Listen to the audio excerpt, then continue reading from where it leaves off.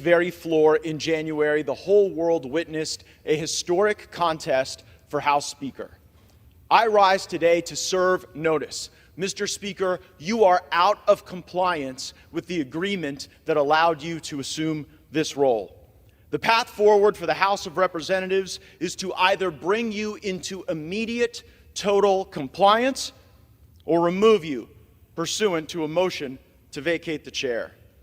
We have had no vote on term limits or on balanced budgets as the agreement demanded and required. There's been no full release of the January 6 tapes as you promised. There has been insufficient accountability for the Biden crime family. And instead of cutting spending to raise the debt limit, you relied on budgetary gimmicks and rescissions so that you ultimately ended up serving as the valet to underwrite Biden's debt and advance his spending agenda. Mr. Speaker, you boasted in January that we would use the power of the subpoena and the power of the purse. But here we are, 8 months later, and we haven't even sent the first subpoena to Hunter Biden. That's how you know that the rushed and somewhat rattled performance you just saw from the Speaker isn't real. At this point, during Democrat control over the House of Representatives, they had already brought in Don Jr. 3 times. And we haven't even sent the first subpoena to Hunter Biden.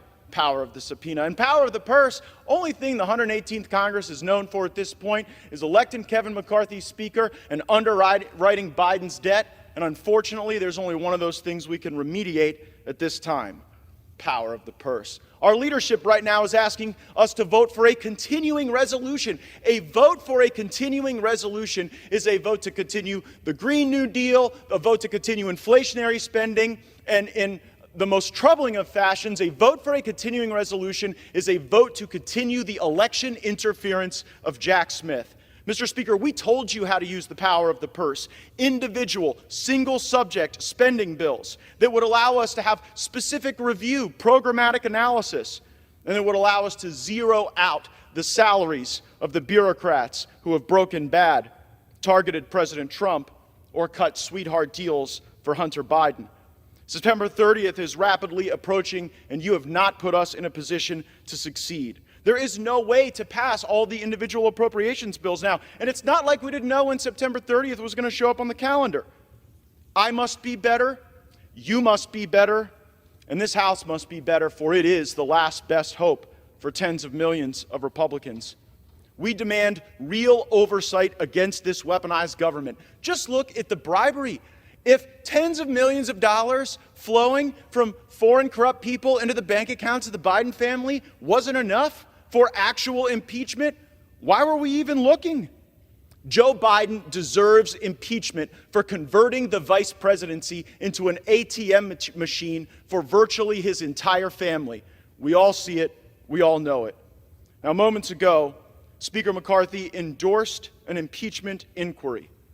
This is a baby step following weeks of pressure from House conservatives to do more.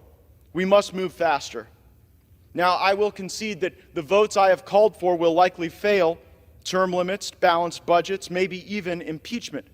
I am prepared for that eventuality because at least if we take votes, the American people get to see who's fighting for them and who's willing to tolerate more corruption and business as usual. Mr. Speaker, dust off our written January agreement. You have a copy. Reflect on the spirit of that agreement and build on the start that we had moments ago. Begin to comply. No continuing resolutions, individual spending bills or bust, votes on balanced budgets and term limits, subpoenas for Hunter Biden and the members of the Biden family who've been grifting off of this country, and the impeachment for Joe Biden that he so richly deserves. Do these things or face a motion to vacate the chair. And let me alert the country, a motion to vacate might not pass at first, but it might before the 15th vote. And if Democrats bail out McCarthy, as they may do, then I will lead the resistance to this uniparty and the Biden, McCarthy, Jeffries government that they are attempting to build. I know that Washington isn't a town where people are known for keeping their word. Well, Speaker McCarthy, I'm here to hold you to yours.